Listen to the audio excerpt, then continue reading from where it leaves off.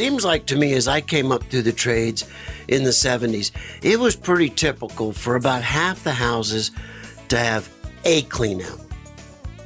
Yes. Then about the 80s, they wanted us to double sweep, double clean outs both ways. Yep.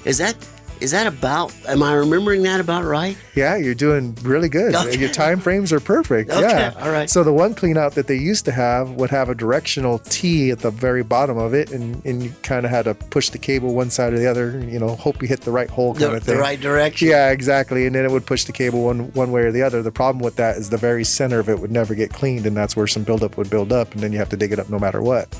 When they went to that dual sweeping clean out, you can truly direct which way the cable is going to go. Made it very easy to maintain the entire drain.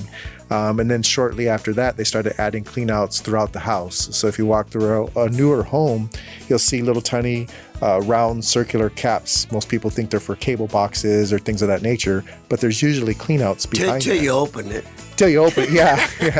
Or until you have a backup and there's some stuff coming out of it. Yeah. So behind those covers are going to be clean outs, so that way we can access the sewer from different spots throughout the house.